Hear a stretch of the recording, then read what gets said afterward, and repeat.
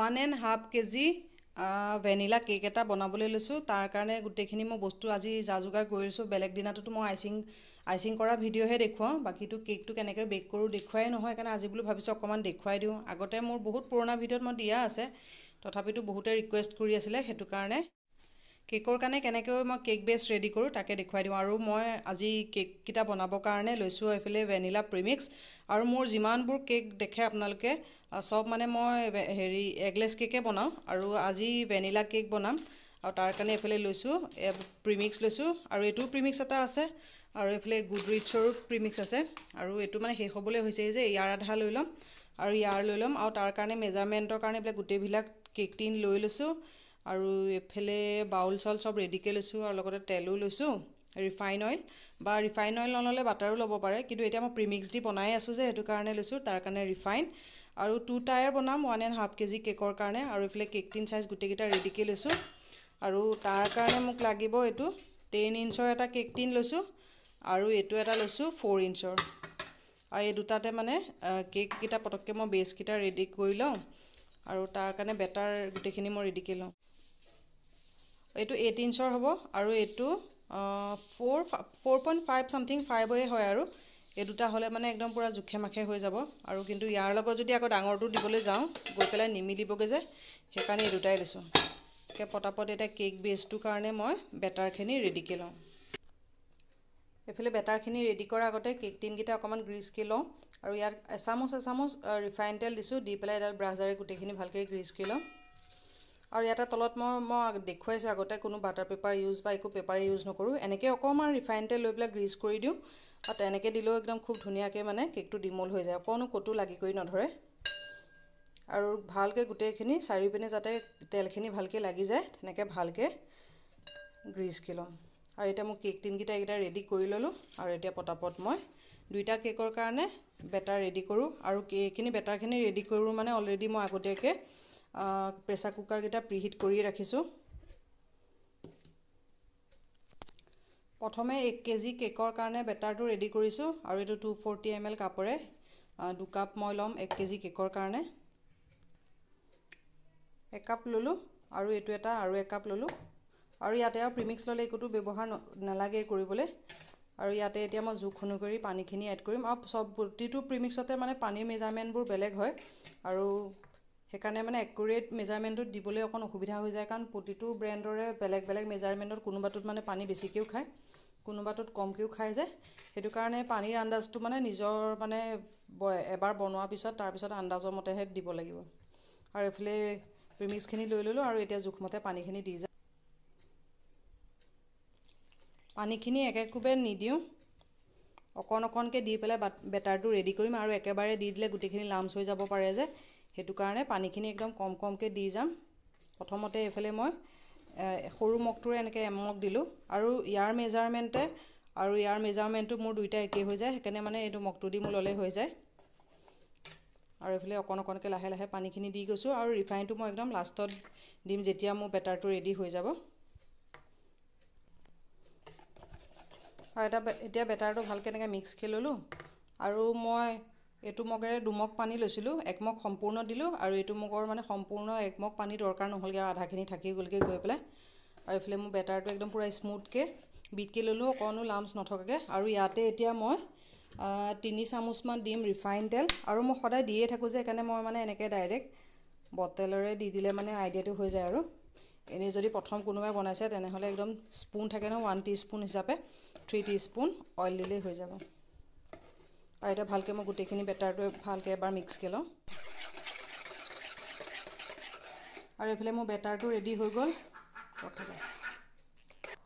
দিলি এতিয়া বেটাৰটো ৰেডি হৈ গ'ল, আৰু আগতীয়াকৈতো ৰিফাইন তেল দি পেলাই গ্ৰীচকৈ ৰাখিছিলোঁৱে। আৰু এতিয়া গোটেই প্ৰিমিক্সখিনি এতিয়া ইয়াত টিনটোত ট্ৰান্সফাৰ কৰি ল'লোঁ।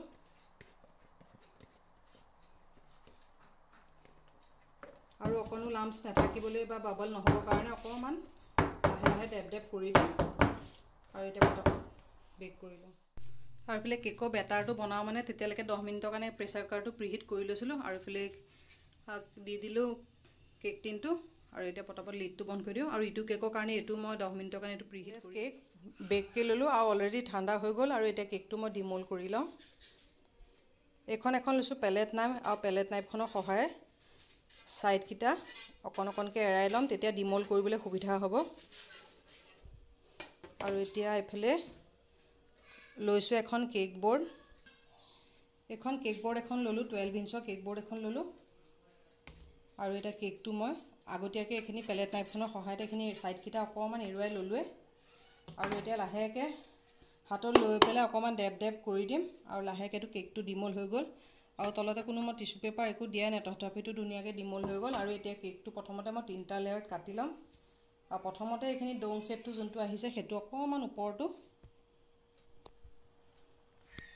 ডোম শ্বেপটো ওপৰলৈ বাঢ়ি অহাখিনি এইখিনি কাটি ল'ম। আৰু এতিয়া কেকটো মই 3টা লেয়াৰত কাটি ল'ম। আৰু পেলেট নাইফখনৰ সহায়তে মই কেকটো কাটিছোঁ 3টা লেয়াৰতে। আৰু কাৰোবাৰ যদি পেলেট নাইফেৰে কাটিবলৈ অসুবিধা হয় তেনেহ'লে কাপোৰ চিলোৱা গুলি সূতা দিও কাটিব পাৰি। মই প্ৰতিটো ভিডিঅ'তে আপোনালোকক কওঁৱেই। আৰু এতিয়া লাহেকৈ মই ফাৰ্ষ্ট লেয়াৰটো কাটি ল'লোঁ। আৰু এইটো এগলেছে বনাইছোঁ আৰু ভেনিলা কেক হয়। আৰু এতিয়া ফাৰ্ষ্ট লেয়াৰটো কাটি ল'লোঁ। আৰু এনেকৈ ইটো লেয়াৰো কাটি ল'ম। আৰু আজি কেকটো মই 3টা লেয়াৰতে কাটিছোঁ, কিন্তু হাইট দিবৰ কাৰণে যদি লাগে তেনেহ'লে 4টা লেয়াৰত কাটিব পাৰিব।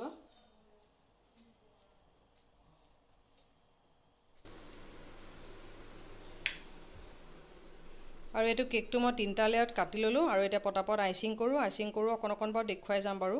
সম্পূৰ্ণ গোটেইখিনি দেখুৱাবলৈ গ'লে ভিডিঅ'টো দীঘলকৈ হৈ গৈ থাকিব।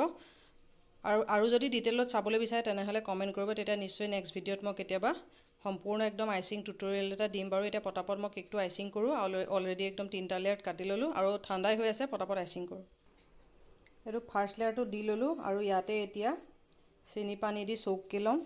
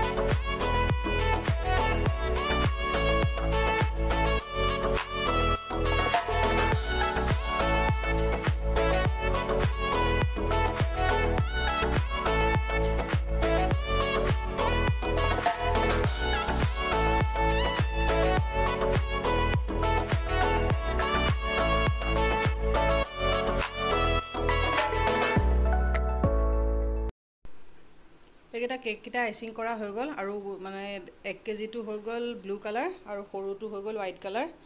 আৰু এইফালে কেকটো বনাইছিলোঁ ছেমি ফণ্ডেণ্ট। আৰু ফটোখন এইখন ধৰিব পাৰিছেনে নাই, এইখন ফটোখন। আৰু এইকেইটা পুতলাকেইটা কালি ৰাতিয়ে বনাই থৈ দিছিলোঁ। আৰু এতিয়া মানে দিয়া সময়তে আৰু ডাইৰেক্ট মানে লগাই দিম আৰু পুতলাকেইটা। তেতিয়ালৈকে মই কেক চেকবিলাক এছেম্বল কৰি লওঁ আৰু বাকীখিনি ডেক'ৰেশ্যন কমপ্লিট কৰি লওঁ। ক্ৰীমৰ যিমানখিনি ডেক'ৰেশ্যন আছে গোটেইখিনি কৰি ল'লোঁ। আৰু খালি ফণ্ডেণ্টৰ যিকেইটা পুতলাকেইটা আছে ডেলিভাৰ দিয়া সময়ত মানে লগাই দিম। কিন্তু মই ভিডিঅ'বিলাক বেলেগকৈ কৰিছিলোঁ, কিন্তু দেখুৱাবৰ কাৰণে গোটেইখিনি একলগ কৰি পেলাই দিছোঁ। আৰু গোটেইখিনি এইফালে নাম চাম হেপী বাৰ্থডে লিখা কৰা হৈ গ'ল। আৰু এইফালে এতিয়া টপাৰকেইটা লগাই দিলোঁ। আৰু ডিজাইনটো মানে এইবাৰ ফাৰ্ষ্ট টাইম ট্ৰাই কৰিছোঁ ফণ্ডেণ্ট। আগতে ফণ্ডেণ্টৰ কেক মই বনোৱা নাই, এইবাৰ প্ৰথমেই মানে ট্ৰাই কৰিছোঁ। আৰু ভয়ে বনাইছিলোঁ। আৰু ডিজাইনটো আপোনালোকক কেনেকুৱা লাগিছে কমেণ্ট কৰি জনাবলৈ নাপাহৰিব। আৰু ভিডিঅ'টো বহুতেই দীঘল হৈ গ'লগৈ, সেইকাৰণে সামৰি দিওঁ। আশা কৰোঁ আজি ব্লগটো চাই ভাল পালে। পুনৰ এটা নতুন ব্লগত আকৌ লগ পাম। আজিলৈ আহিলোঁ, বাই বাই।